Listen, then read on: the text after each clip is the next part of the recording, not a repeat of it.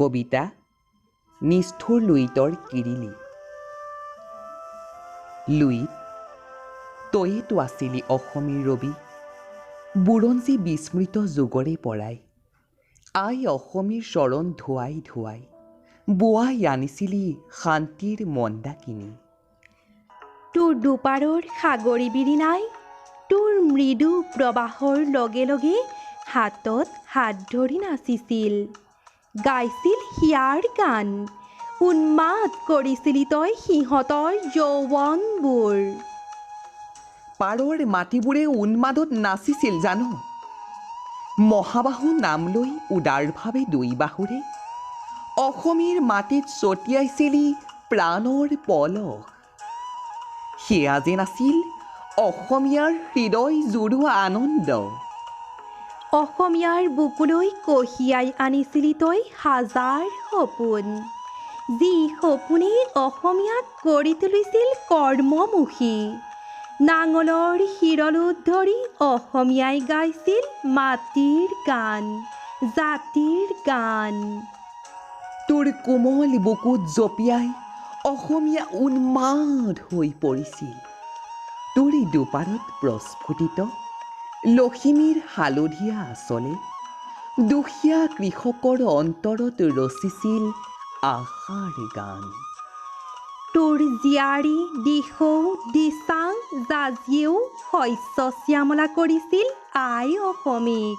পাৰৰ জন্তুবোৰ আনন্দত বিহ্বল হৈ পৰিছিল।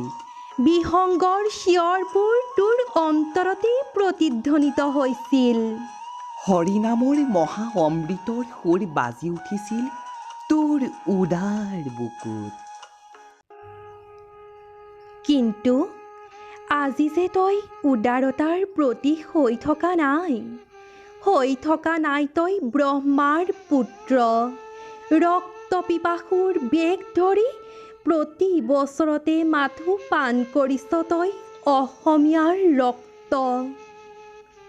আজিৰ খেতিয়কে তোৰ উজ্জ্বল তৰংগ দেখি কান্দে, অশ্ৰুসিক্ত নয়নেৰে ঠন ধৰিব খোজা লখিমীক চাই। তোৰ নিষ্ঠুৰতাৰ বলি হৈ উটি যোৱা উৰুষা প্ৰজাবোৰেও হিয়া ঢাকুৰি ঢাকুৰি কান্দে।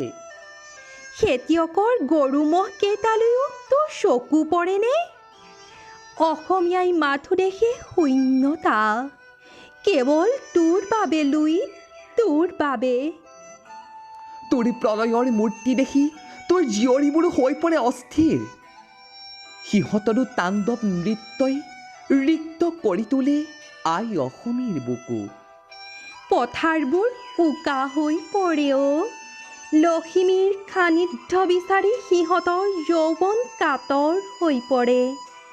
তই উটুৱাই লৈ যোৱা মাক দেউতাকক বিচাৰি কণমানিকেইটা অস্থিৰ হৈ পৰে। নিথৰ হৈ পৰে সেই নাৰী, যি তোৰ নিষ্ঠুৰতাৰ বাবে মচিব লগা হয় শিৰৰ সেন্দুৰ কণি। দিক বিদিক হেৰুৱাই অসমীয়াই মাথো তোৰ অত্যাচাৰ চাই ৰয়। তই গোৱা মৃত্যুৰ কিৰিলিবোৰ শুনে আৰু কেৱল কান্দে আৰু কান্দে।